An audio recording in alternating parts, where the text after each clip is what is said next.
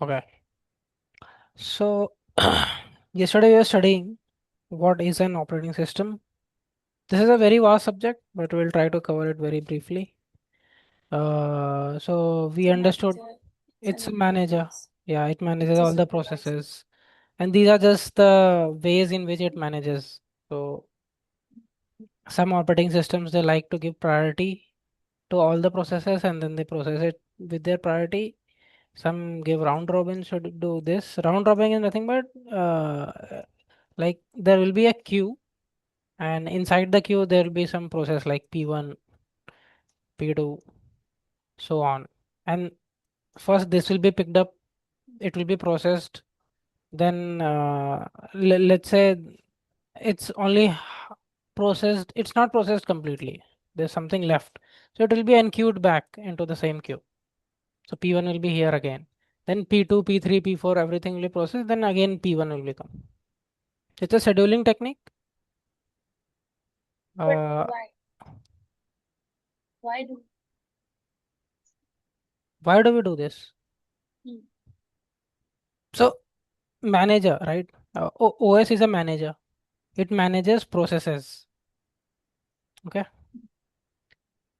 OS manages processes. Okay. And uh, now how does it manage? Using scheduling. Now scheduling is just nothing but just like which one, like we have a timetable we had a timetable in school, right? In which we had a schedule ki 8 o'clock maths, 9 o'clock games period, 10 o'clock lunch break. So there was a schedule. So similarly there is so for operating system to manage them, it likes to uh, schedule the processes and then do its task. So now it can schedule it in many ways. So the modern operating system is very complex and it does scheduling. It uses a hybrid approach. It uses a combination of all these scheduling techniques. So like priority scheduling is like this P1, P2, P3, P4, P5, they will be having a priority, and then according to the priority they will be picked up. Okay. So let's say in the queue, so it can be anything. Let's say in the memory, in the primary memory, there are three processes P1, P2, and P3. Okay. And what are these processes? Nothing but these applications like Zoom, Chrome, Slack, all that.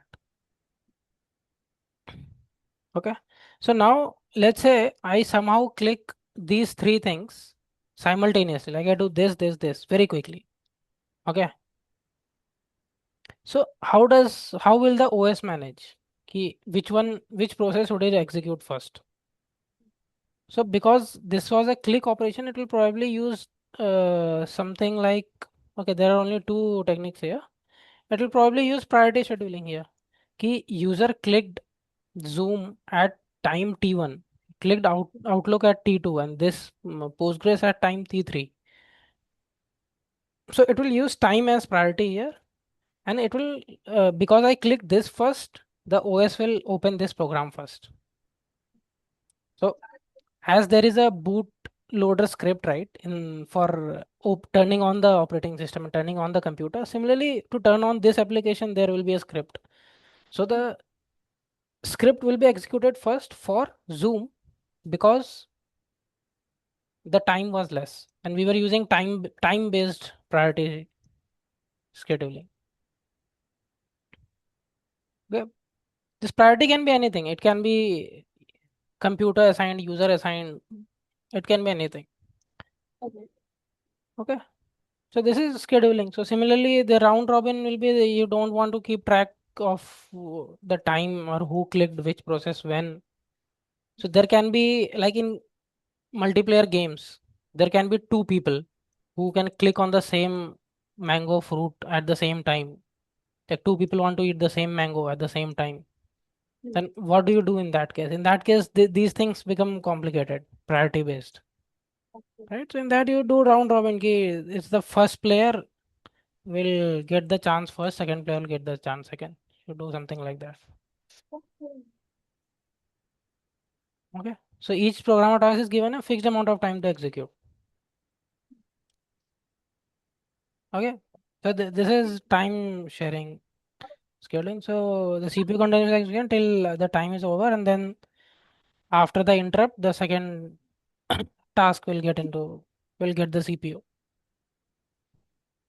It is put at to the end of the queue.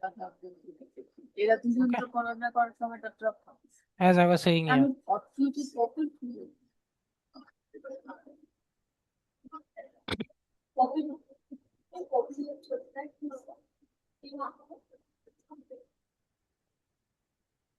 Okay.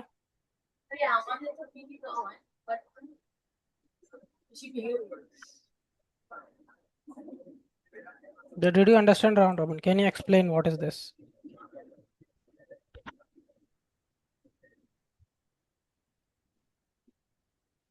No, you did not understand or you can't explain.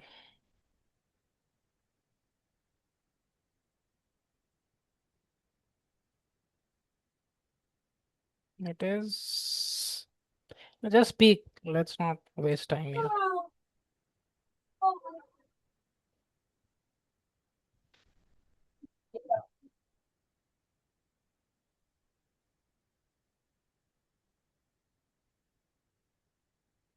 Hmm.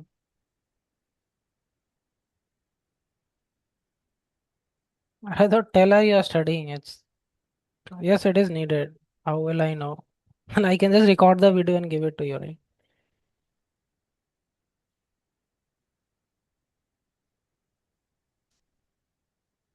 No, all right. Hmm. So another use of operating system is device management. Like we saw this yesterday, ki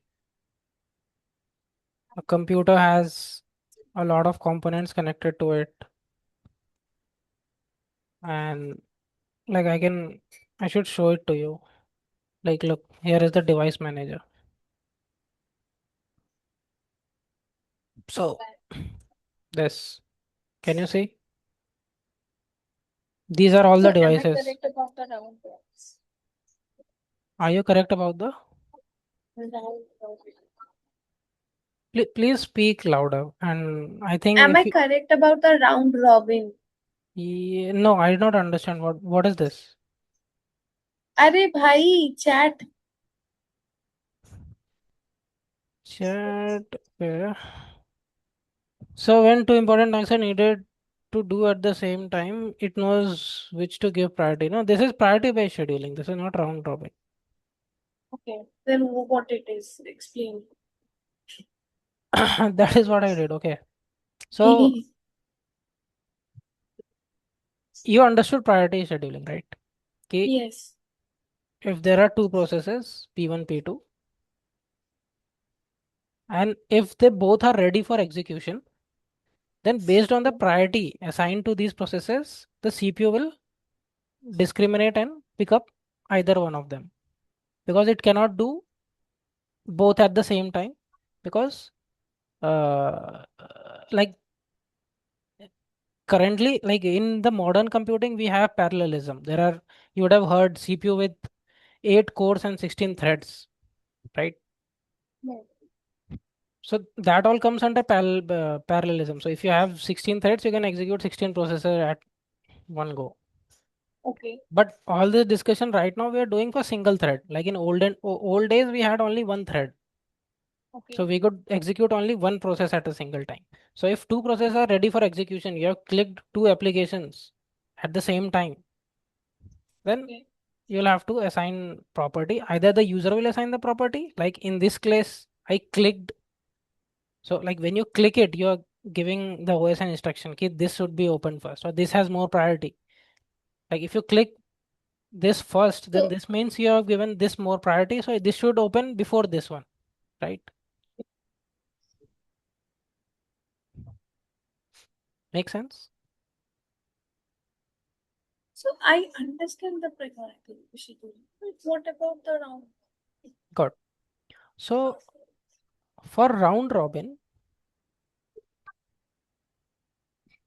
let's take the same example.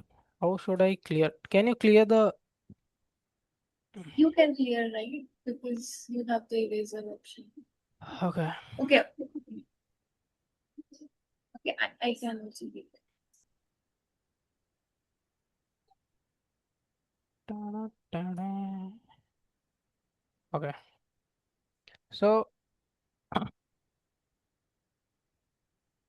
if you have two processes, P1 and P2, both of them are ready for execution. Okay. Now, which one should we pick first? So usually, whenever there are multiple processes, we put them in a queue. We will understand what is a queue. Yes. Queue is, you know what a queue is, right? Yeah, it's a A line line. of tasks. Yeah, line. Yeah. So it is also a data structure, but we'll get just assume it as a black box for now. So let's say P2 is first in the queue. So it will get the first opportunity to access the CPU. Okay. So it will execute for some time. Let's say this CPU gives only 5 seconds to each process. Okay. It will execute for 5 seconds. Then there will be some interrupt. Okay. Okay. Or either this task will get completed or some interrupt will be fired from the CPU. Ki 5 second over. And because the operating system is respecting this round robin scheduling, it will say next time for the next process. So it will stop the execution of this, pop it from the queue and enqueue it back here. So P2 will come here and it will be removed from here. Okay. So after 5 seconds, P2 will be in the back of the queue and P1 will be in the front and P1 will be picked for execution. So here there is no priority assigned. We are doing the same thing. P1 and P2, we are just trying to execute the processes. We are giving the processes opportunity to access the CPU, but in a different way, using a different algorithm. Okay, we gave 5 seconds to each process, and then if there are n number of processes in the queue, then each one will get 5 seconds, and they will keep getting enqueued in the back of the queue. So this is round robin scheduling. Like this, there are a lot of scheduling techniques.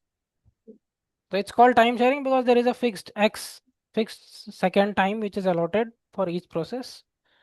And then if it is completed, then it will be completely removed from the queue. And if it is not, then it will be enqueued back. It's put to the end of the queue.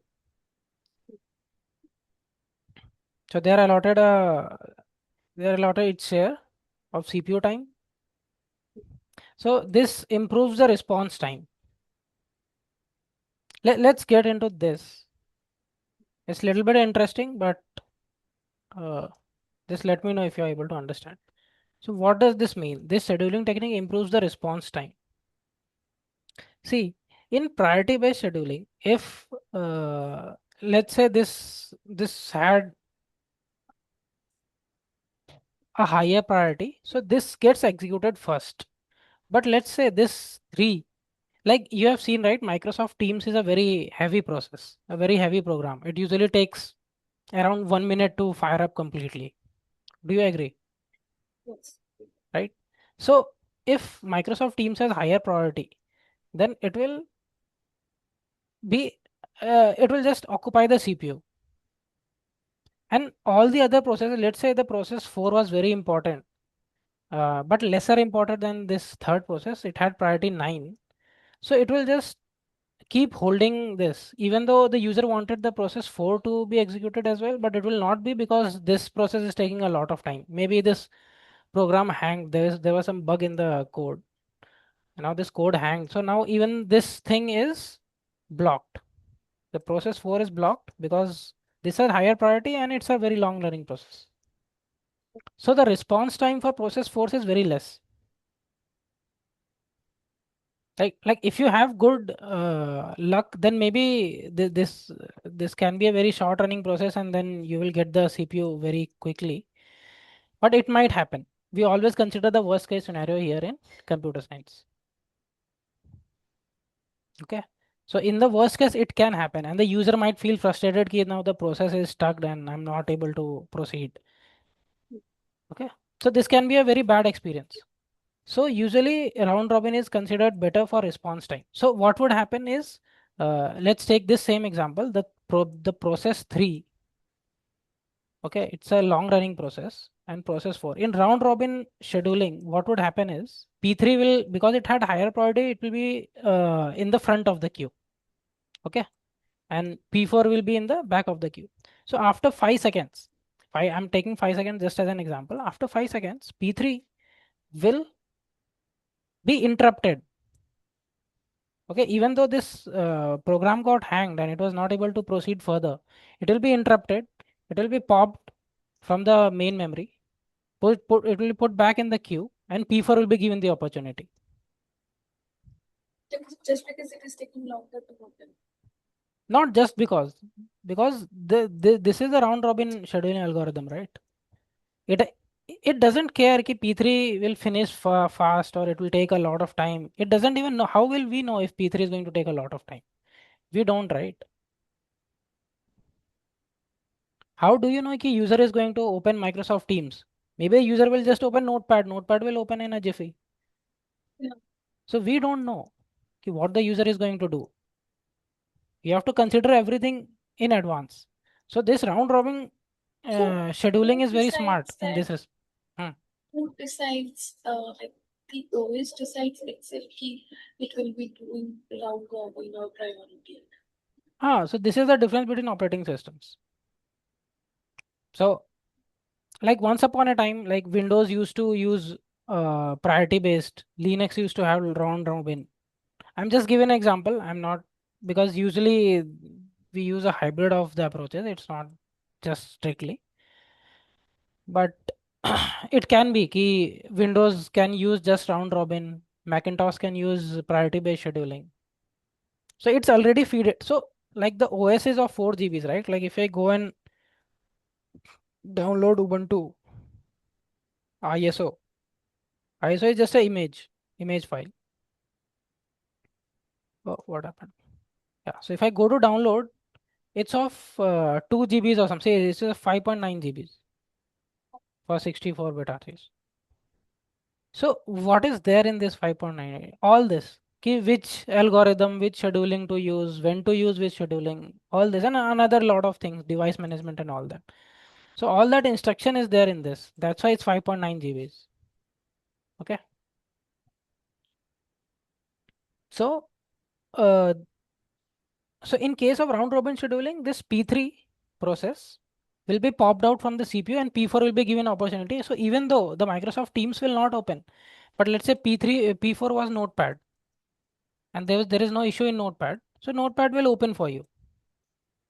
Had if your OS uses round robin scheduling, but if your OS uses priority based scheduling, then the Notepad will never open, and you will So be how stuck. will I know that iOS uses lock? You don't need to.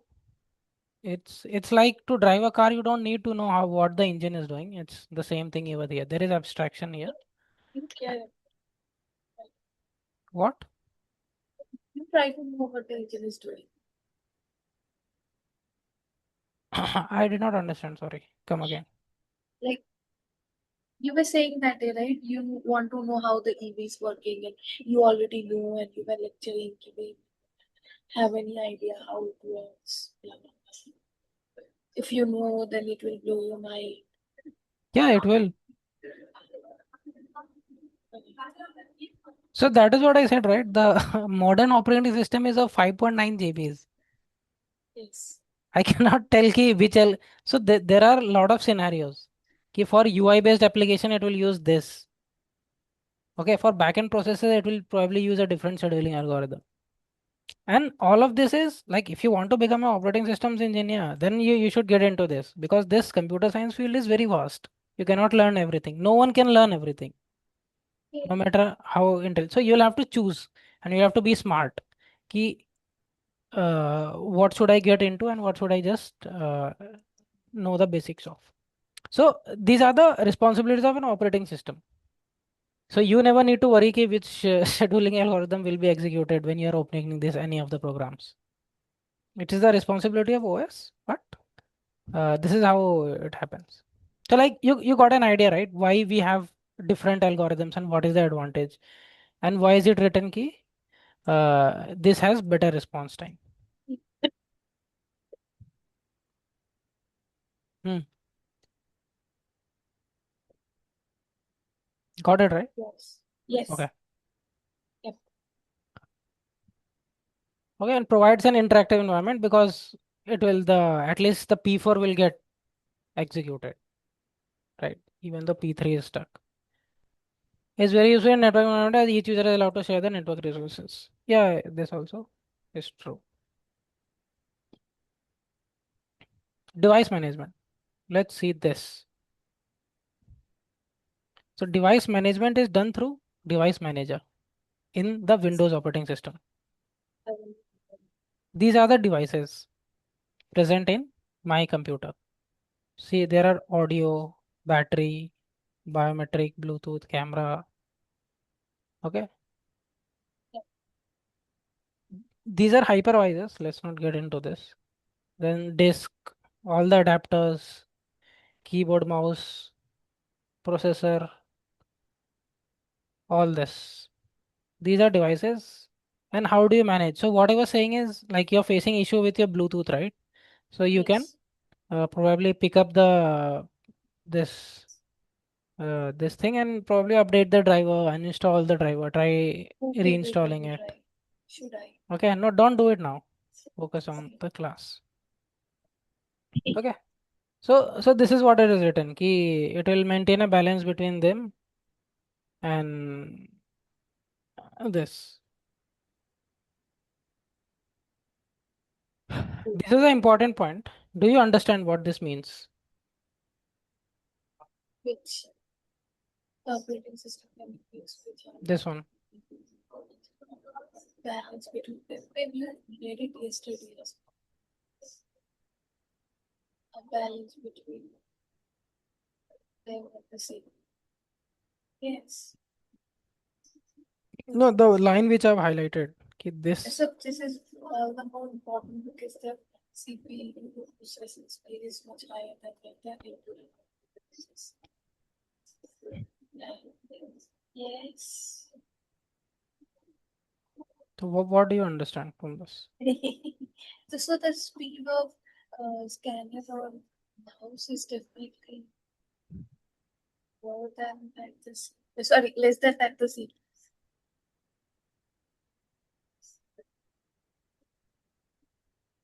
Okay. Right? So the CPU processing speed is higher than that of Yeah, because it IO is the devices. head, right? It manages everything. Oh, And the input output devices are just peripheral devices. yeah, fine. That is, you can think it like that, but this is a hardware thing. Ki CPU is faster than IO devices, and usually we have one CPU and a lot of IO devices, right? And CPU has higher processing speed. Now to leverage this higher capability of the CPU, we have this device management so that you can connect these many. I showed you, right? There were like at least 20 to 25 different Yes, yes. devices. So just using one CPU, you can manage 25 devices because we have device management in our operating system. And here are the two techniques how we do it. So the temporary storage of input and output data is done in input buffer and output buffer. So once the signal for input or output is sent to or from the CPU, respectively, the operating system through the device controller moves the data. The operating system through the device controller moves the data from input device to the input buffer and output to the output buffer.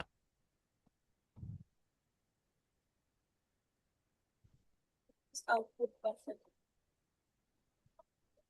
Hmm.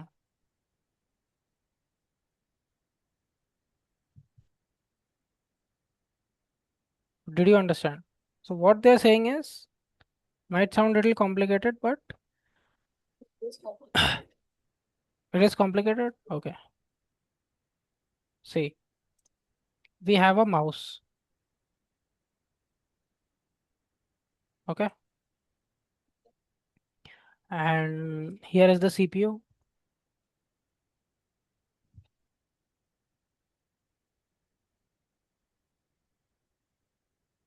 So we have buffer, and let's say here we have the monitor. Okay. So, and we can have keyboard as well. You know? So, so usually we will have one input buffer,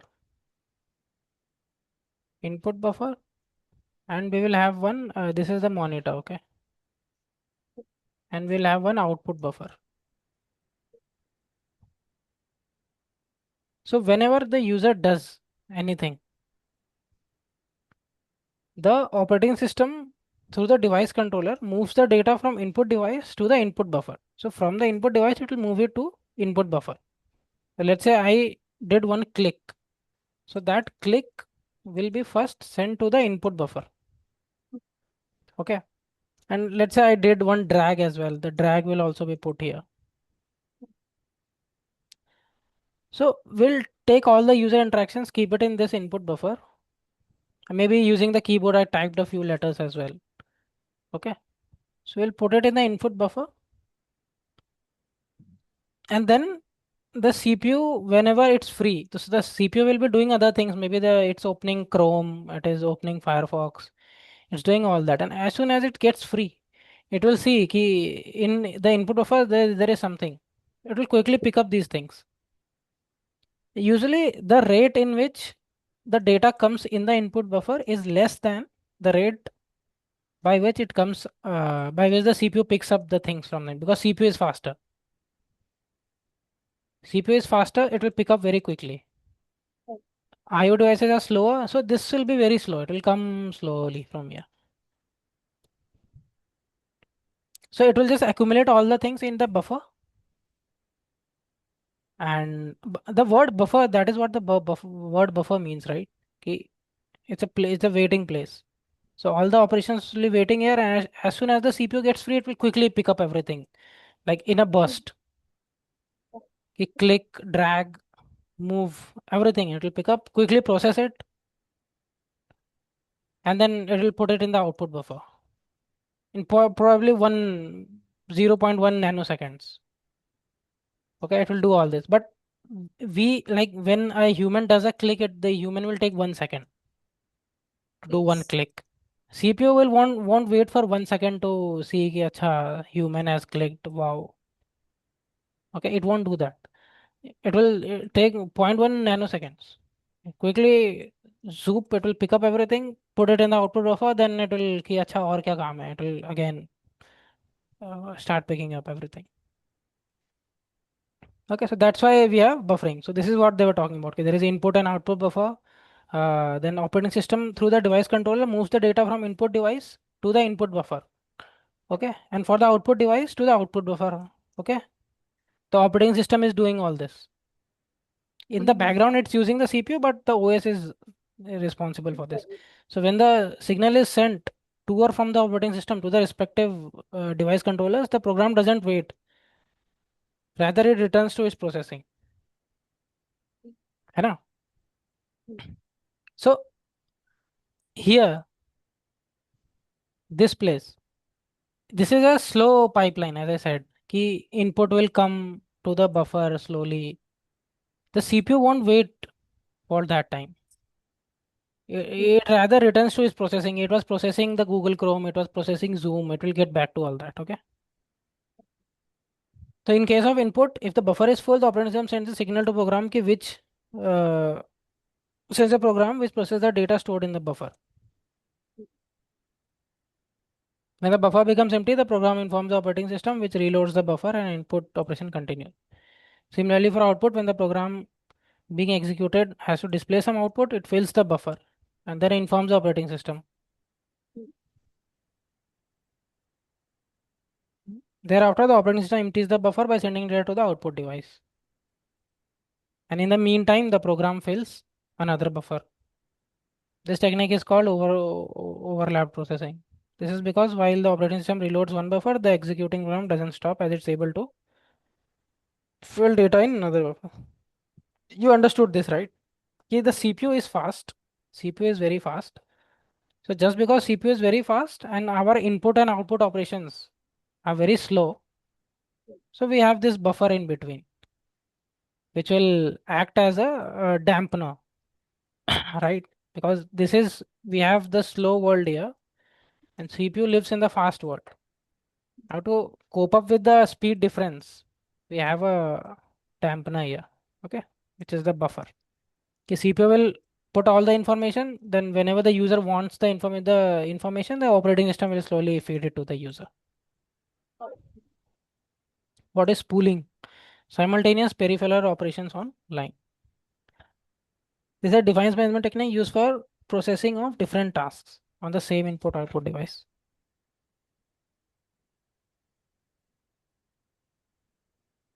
Say for example, there are various users on a network sharing the same printer. At one point of time, more than one user might give print command, right? Yes. So the speed of printer is very slow as compared to the Right. CPU processing. Like we have seen it Because with it's our eyes. output device. Yeah. So the operating system temporarily stores the data of every user on the hard disk of the computer to which the printer is attached. The individual users need not wait for the printing process to be complete. See,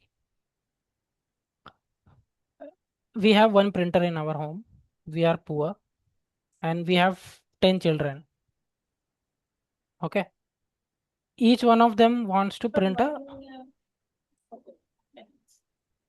yeah, good question, but out of scope. Uh, so let's say each one of them wants to print the flag of the country. They will click print at the same time because no one wants to wait. So what will happen? Because the printer we know it can only print one page at a time. It's the Yeah. limitation. I mean, yeah, one by one they can. Yeah. Yeah. So but we clicked at one time, right? So maybe ha- if the OS is not smart enough, it can maybe just send one signal and whichever click was the fastest, it will just get executed and we'll get one page of print and other processes might get lost in the process, right? They want the same flag to be printed, right? They can No, just no, command it. they want different flags to be printed. And Okay. everyone has their own smartphone. We're not that poor. Okay. Everyone has their own smartphone and from their own device. They We are can't commanding. afford 10 printers. We can only afford one printer. So we have one printer, A but we 10 have, smartphone. correct. From every smartphone, a print is coming. Can be anything, can be same, can be different, but it's coming from different device, right? So the printer will start crying, ki, how do I handle all this? Because Yes. printer is only used to getting one request and it will print one page at one time. So Right. operating system here, it will store the data on every user's hard disk of the computer, okay, to which the printer is attached. So the users can just click print and they can start playing PUBG. And as soon as the printer is free, so let's say it printed one page, then it will say, okay, now I'm free, I can take anything. So the operating system will probably pick up another request from the queue and give it to the printer. So simultaneous peripheral operation online. Simultaneously, a lot of operation was requested on the peripheral device, but the OS managed it. Okay. So what was the advantage of spooling? Ki better user experience. Like we see all this every day, we just don't realize the ingenuity behind it. So instead, operating system sends the data from the hard disk to the printer one by one instead of the user's request directly being sent to the printer. Okay, because we has copied the request on the hard disk. You would have seen ki on your this thing. Usually, even on your new computer, you would have seen some 10 GB of space is always occupied, right? It's never 100 951 out of 950 GB is free.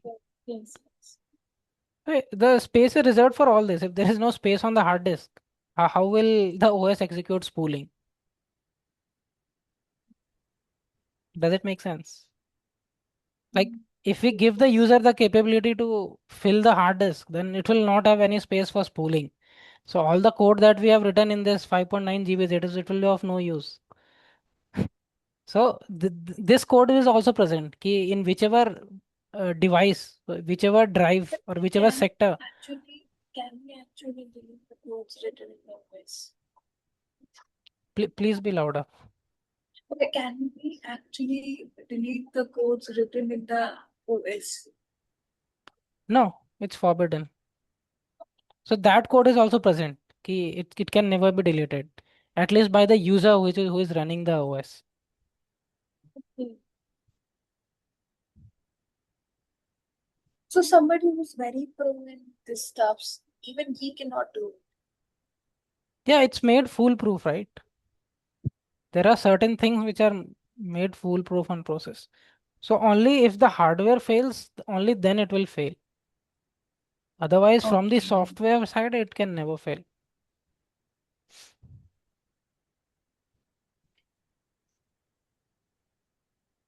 Like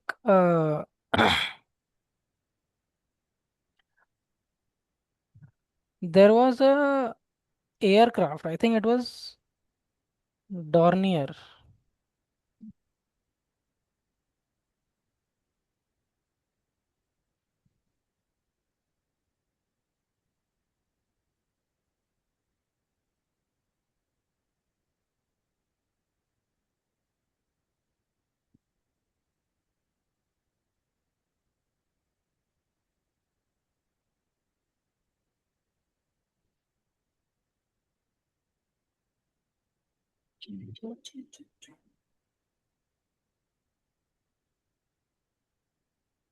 Uh,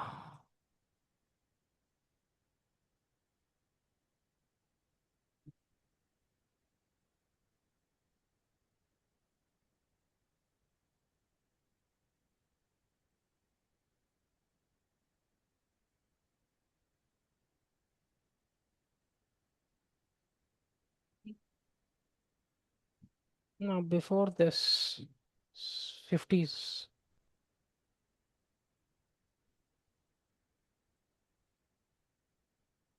So it's not there. I'll tell you once I remember. Anyway. But what exactly you wanted to show? Okay, like there is a aircraft which is built on the fail-safe principle. Okay, it's the whole body of the aircraft is made using segments. So, like even if someone bombs your aircraft and only this part is damaged, you can quickly repair only this part because every part is connected, even in the air.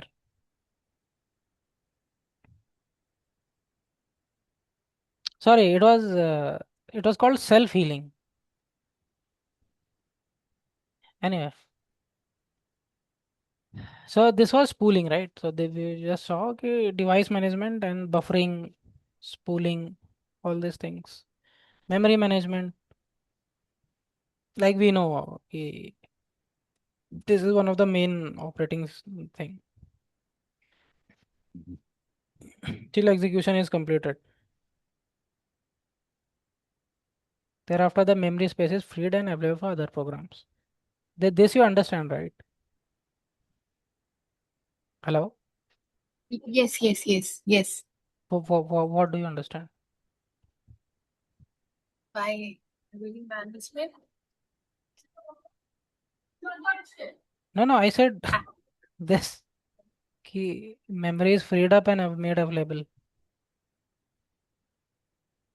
So once the task is completed,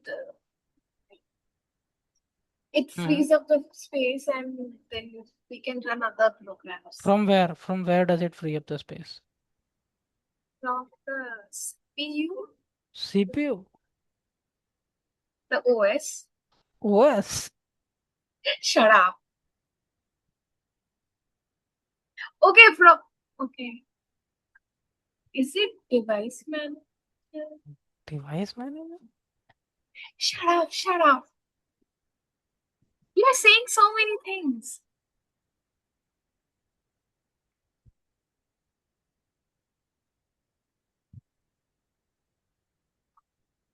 See,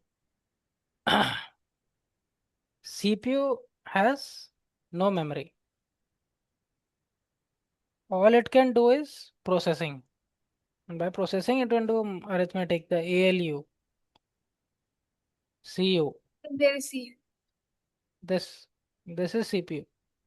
Hmm, There is no memory. hmm.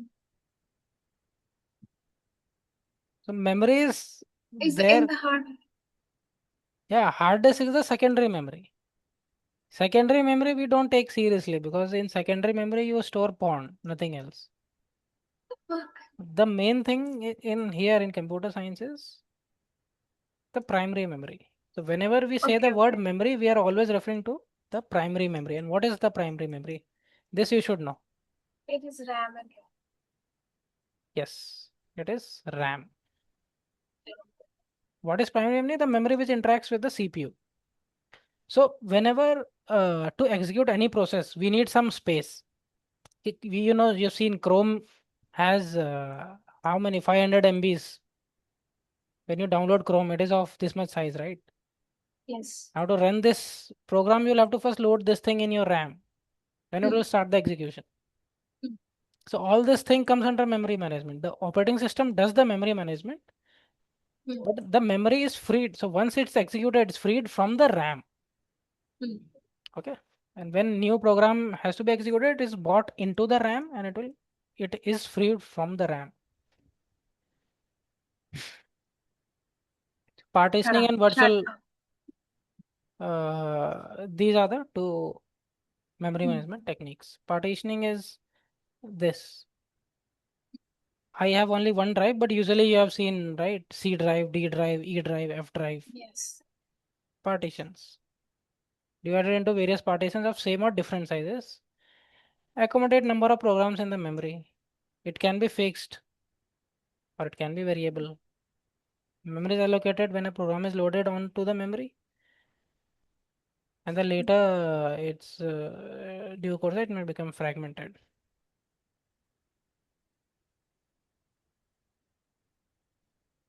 You got me there. Sorry? You got me there. Like which memory? From where?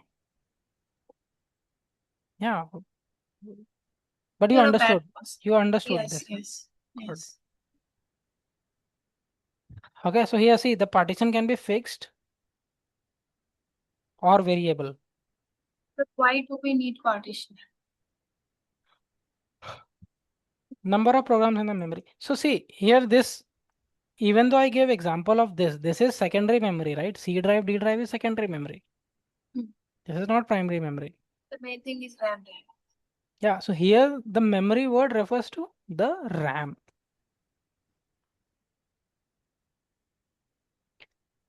If you don't partition it, see if you partition it, you can open Chrome here, you can Hmm, open Zoom here, hmm, you can open Elephant here, you can do hmm, anything. If you don't partition, then the one program, even though it is not using the whole memory, it will just occupy the RAM. hmm, And y- see, what does that mean? Ki it will occupy the RAM. If I put, if I open Chrome, let's say it is occupying this much of space in the RAM. And if I open the other thing, how will I know ki where should I, from where ki only this much is the empty space? Here hmm. visually we can see, but in computer, how will the computer know ki only this much of the space is occupied? And if it tries to approximate and predict, then maybe it will put the new program here and then some of the thing will be lost and the program will crash, right? So if you partition it, so we'll be 100% sure these are the boundaries. This information will be stored somewhere, either on the hard disk or anywhere. So if Chrome is running, it will be only in this partition. It can never bleed into the other partitions and there will be never overlap and the program will never get corrupted. Did you understand this? I don't think so, but you will after we. So Vishara, what Hmm. if I run three programs like Firefox is open, Chrome is open, Hmm. But WhatsApp is in also which open one? With partition, without partition? without partition? Yeah. So how will you know ki you have to like to run a program? You have to load the source code in the RAM, right? I do not need to do anything. I'm a user. I can be dumb. I can just click and they will automatically. Not the Yeah, but OS works. the yeah, it is OS's problem now. But how will you solve this problem? It cannot be solved, right? Because how will you know ki how much space Chrome is occupying? Yeah. And if you start keeping track ki Chrome has occupied this much and it ends here, then it will be another headache. Ki now you have to manage ki Chrome is occupying till this much bytes. This is occupying till this much bytes. Okay. And it can Okay. bleed as well. See, like when we study Why? about memory, like how it is stored, we'll Uh, understand it then. Like it alright. will become very big topic otherwise. Okay. Hmm. And see, the later approaches causes less wastage of memory. See, because if we have variable length partitioning, then we can like predict, like, okay, ये Chrome है तो छोटा program है, so it will take less space. So let's allocate, make a small partition for Chrome. Microsoft Teams big program, so let's make a big partition for this. So that's why variable partition will store waste less memory, but it will But become why? fragmented. Hmm. So when we are opening one program, why does it need to occupy some memory at the first place? Why does it need to swap? Why does it need to occupy some memory? Okay. I mean, I understand after I downloaded it. Okay. Hmm. So it occupied some part. Hmm. But when I'm running it, when I commanded it, keep bhai Hmm. khul ja, Hmm. then why will it need to like space? Very, very good question. I love Yeah. it. See, when you download this application, Yes. so this 5.9 GBs, Hmm. in which memory will it be stored? Primary memory or secondary memory? Right. Why? Why not? So you said we can only store porn in secondary. So this is also porn Oh, why? for tech people. This is what I Oh, watch. okay. I did not know. Yeah. So where will Okay. this 5.9 GB be occupied? The secondary. Are you sure? Yes. Okay. So when you download, it will be stored in the secondary memory because Hmm. it's just dumb data, right? Like Hmm. aloo ka bori. Yes. No processing. The CPU doesn't need this right now. Hmm. So once I double click it and I start executing it. So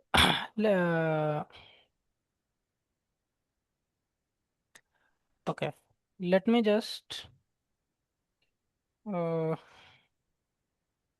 Like I'm understanding that when I need to download, it will acquire some space. Cool. Got it. But like when I will run Chrome, and until and unless I'm downloading something from the Chrome, using the Chrome, then why should it need some space? so sorry, until unless I'm downloading something from. Suppose I'm downloading a pod from Chrome. Huh, huh. So in that time, I can understand. Okay, so that needs some space in Hmm. the memory. Hmm. But just mere opening up of a program like Chrome or Firefox, why does it need them? Yeah, I'm coming to that. I was just thinking, how do I explain it? Like, Yeah. So let's see here. Mm, so see, here is some code. Some code like this is executed when you try to open Chrome. Okay. It's very similar to this. Okay. I mean, they maybe they add numbers. I'm not sure. Probably they do it. Okay. So let's say you have to add two numbers. Okay. Any two numbers. So where do you think the value of these numbers will be stored?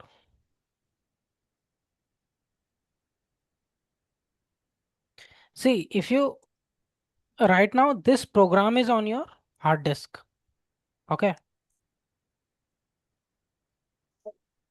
But these numbers,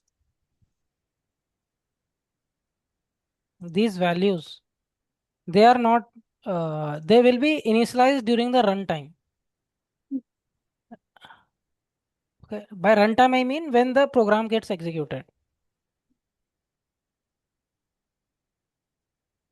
okay. So while the program is being executed, while the Chrome is being opened, you need some memory to initialize these numbers, Hmm. right? Okay. See, because the CPU will be picking up this number, it will be doing some operations, the ALU will be doing some operation, then we'll be sending it, we'll be printing it and doing something. So this thing cannot be, it can be done on a hard disk as well, but it will be very slow. Hard disks are very slow. So that's why we usually execute a program in the RAM, Then, right? Like this is a very simple program. There are thousands of things happening when you open Chrome. If you do it in a hard disk, like anyway, you would have seen that Chrome usually takes 10 to 15 seconds, and that's anyway very painful. If you yes. do it on hard disk, it might take 5 minutes. You don't want that to happen, right? No. Yeah. So that's why you need to open it in RAM. You'll first load this source code in the RAM and then start executing it. And what do you mean by execution? You'll just, we saw, right? We'll first compile it into machine code. These things will become into zeros and ones. And then So the it will computer, be translated to the computer's own language. yes, translated to the machine code specifically, which is a low level language, which only computers can understand. It's done. Yeah. Because this Python is a high level language. See, this is very English like. Okay, we are Yeah. taking input. This is a comment. This is not a code, but we are taking input in number one, number two. This is mathematics. We humans understand it equal to sign. Then in add number, we are just adding that number. So easy stuff. So this is why we need RAM when you open a program. See this is a very interesting thing related to what we were discussing. What is a virtual memory? Let me just turn on the lights. Give me a second.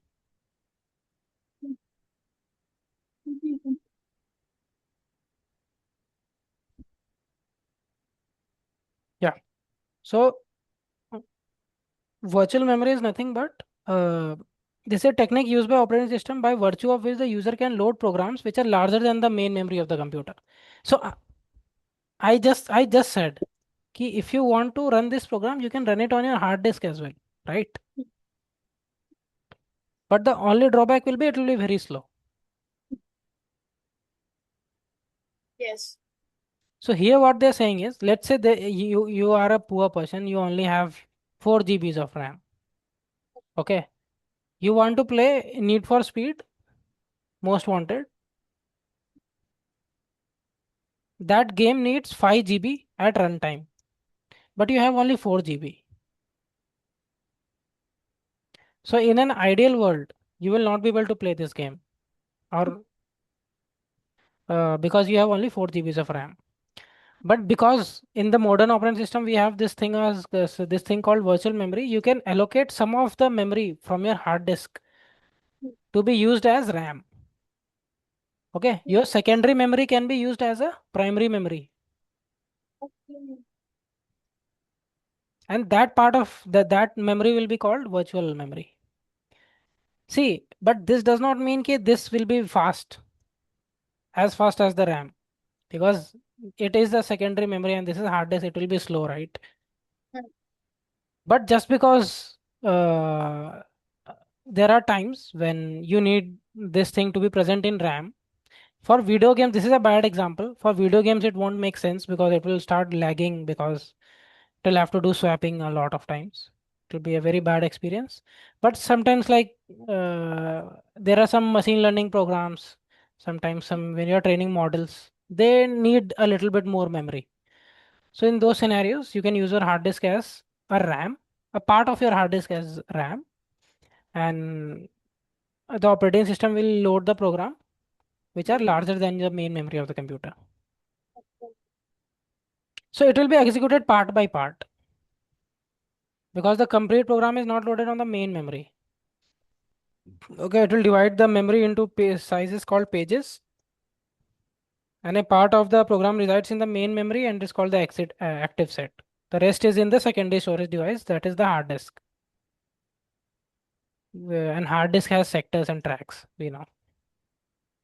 Okay, with the help of page map table, so there will be a table in which we will keep track कि अच्छा यहाँ से यहाँ तक यहाँ पे है, फिर यहाँ से यहाँ तक रैम में है, यहाँ से यहाँ तक हार्ड डिस्क में है. There will be a table.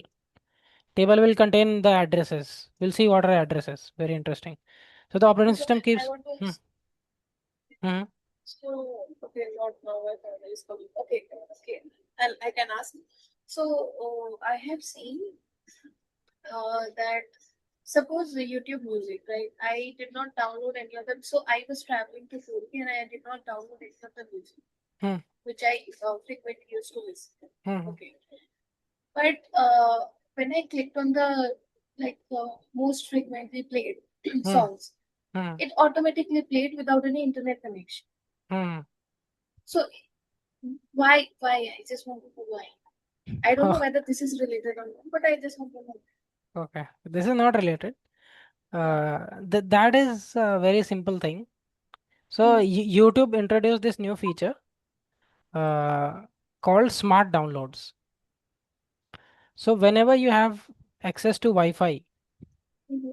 what YouTube will do is it will look at your recommendation history and see what are the songs, what are the videos that you usually watch, or what type of videos that you usually watch. Mhm. Okay, so those videos, the YouTube will download it in the background and store it in your secondary memory. Mhm. Okay, and it will keep So I updating it. asked the So, same thing to Swastika. So Swastika told me like it was 2 years back. uh, So she told me it is cloud downloaded. So it's downloaded in your cloud store. This is cloud storage, but to access cloud, you need internet, right? Because cloud is exactly. not on your machine. The cloud is on the internet. Cloud is stored somewhere in California or maybe in Mumbai or somewhere where the servers are. So how will you access the servers in Mumbai without internet? So it is stored in the secondary memory of your device, and it keeps updating. So let's say it downloaded a video about samosa, Mhm. and uh, let's say in your recommendation, like you have this samosa video downloaded, and in your recommendation this video came up. You watched this video completely, so YouTube will remove it from your history and probably download a different video.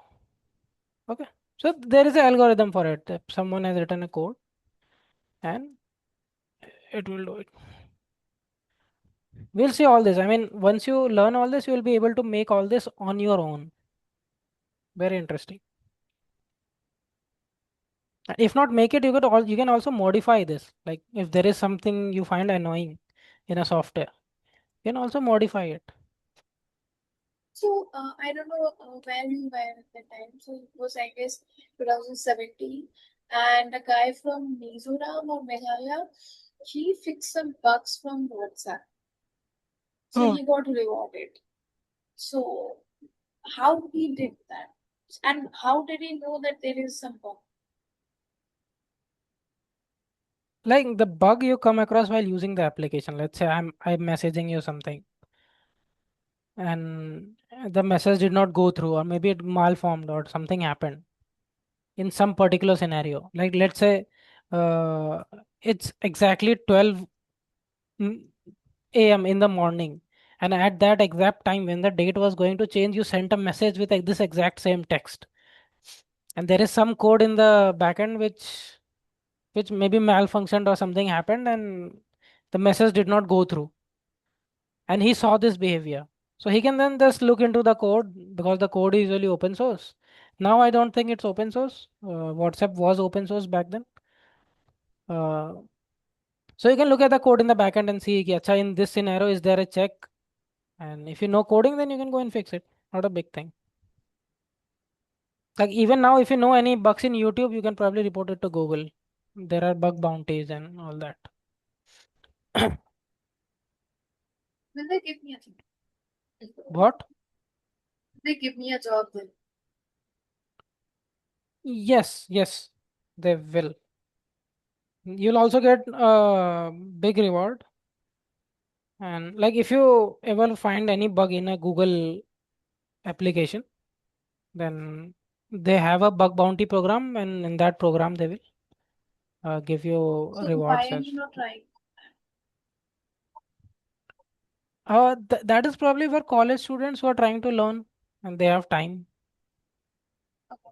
Like they give around like 2-3 lakhs. So have you tried when you were in college? I tried, I did not get any bugs. And there were few bugs related to video streaming, and that was too complicated for me at that time. I was still learning. What about now?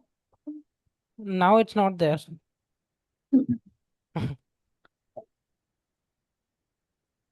So, yeah. So these are just things. What we were saying, virtual memory. Yeah. So this you understood, right? This Page. page map. So what is virtual memory? Can you tell me? Why do you have this gutsy habit? Quick, quick. Give me a little time. Okay, I know. So basically, it's a technique. Hmm. Uh, it's a What technique. virtual memory is a technique? Okay. Yeah, it's a Hmm. technique, Hmm. and only OS uses this technique. Okay. Yeah, and by this technique, any user can load the programs which are larger than the main memory. Okay, but what does it mean? Loading a program larger than memory? So, like you said that suppose like your primary memory is no, suppose you want to run a game which is 5 GB, Hmm. right? Which is a Hmm. 5 GB, Hmm. and your said something कि secondary memory primary memory के हिसाब से act करेगा.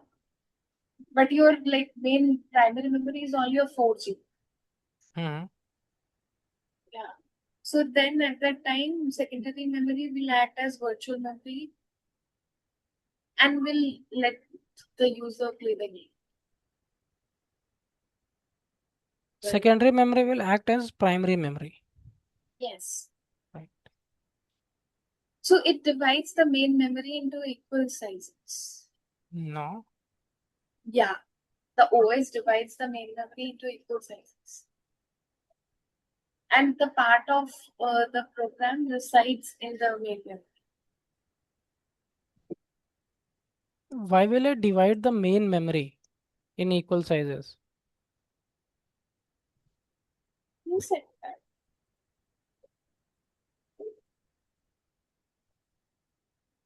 Didn't you say?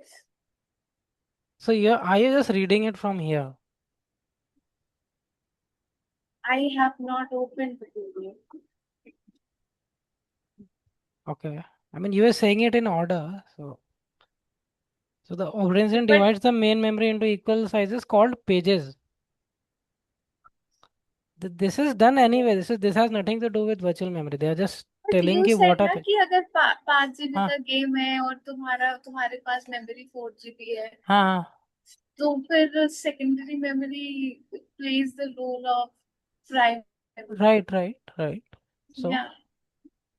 that is So correct. this But is you, called virtual memory yeah, because that is correct. it acts as primary memory. It is never the primary memory at the first place. Correct. Yeah, that part is absolutely correct. Okay, this secondary memory will act as primary memory because the actual primary memory is not enough for the program to execute. Okay, and these pages in this active set is just used to keep Okay. track, give which part of the program is in the actual main memory and which part is in the secondary memory. Okay, this page map table helps with that.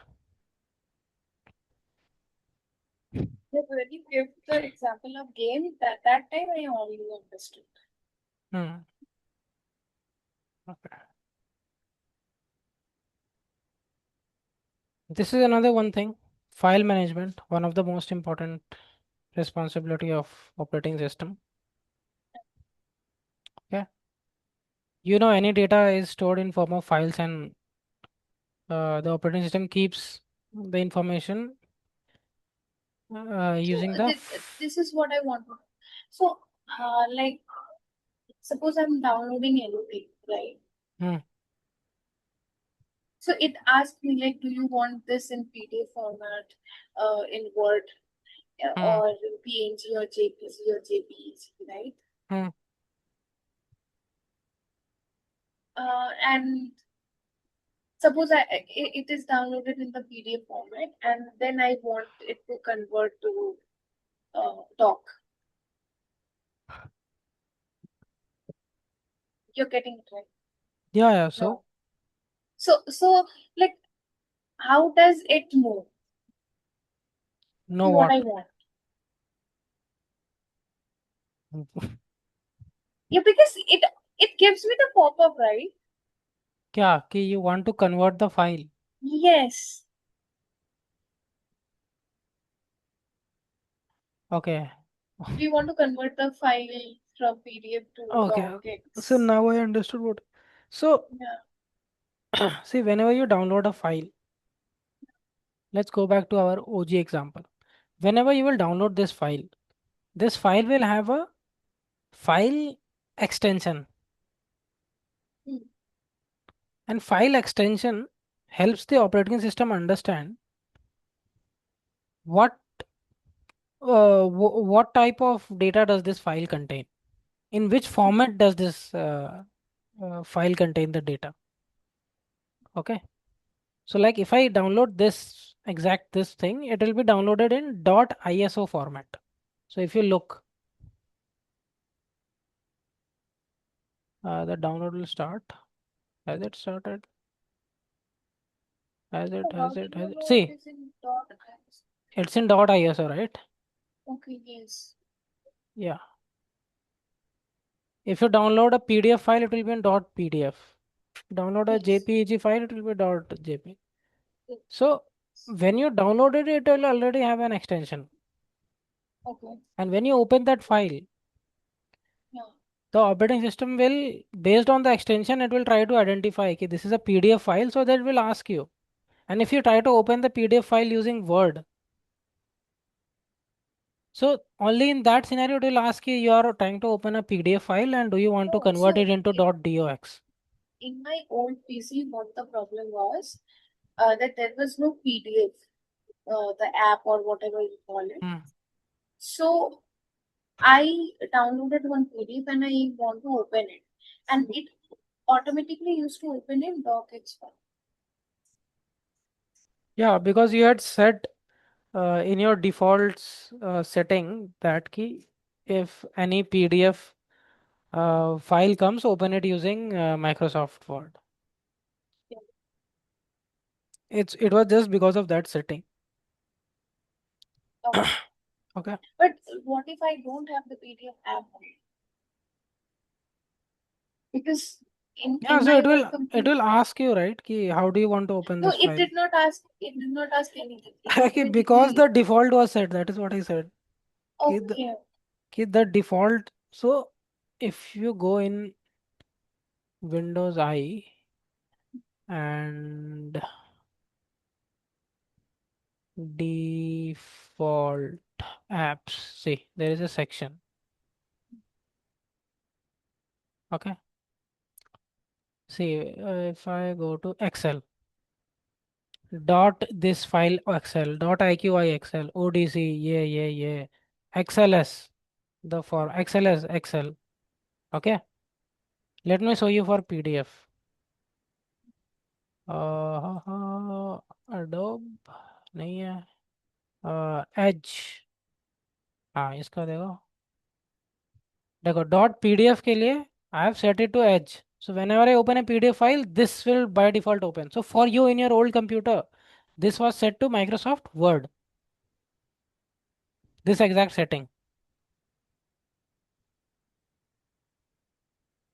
Hello, Yeah. Okay. Okay. Okay. Okay. got it? Yes. So because of this setting, your file was opening. Okay. Okay. So, see, the problem with the earbuds is Hmm. now I am speaking through the laptop and The not through voice, the earbuds. it's much better. Yeah, it's not through the earbuds because Uh, it's not getting connected to the calls. but I think in Zoom you can select ki which microphone you want to use. I did. Do you think I'm that much down? So right now you change it to the laptop, right? Selective microphone. You updated it to the laptop right now. Okay. What about What? what? No, no, I'm not audible. You switch to the previous thing.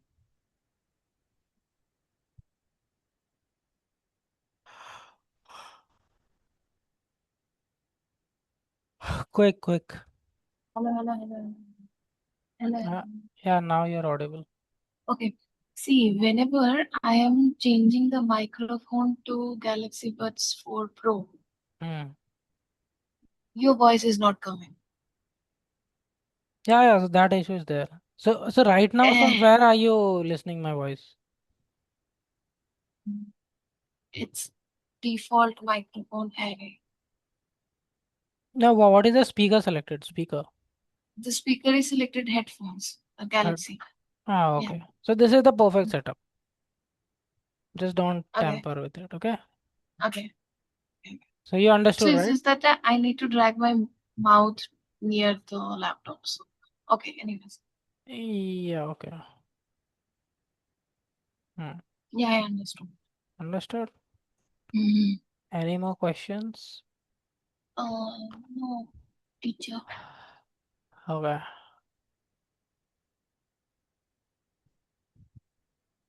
Should we continue tomorrow?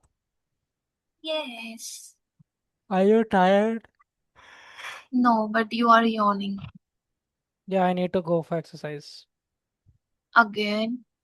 So, Wo- I did not exercise. I've been you hit the uh, gym. in the morning.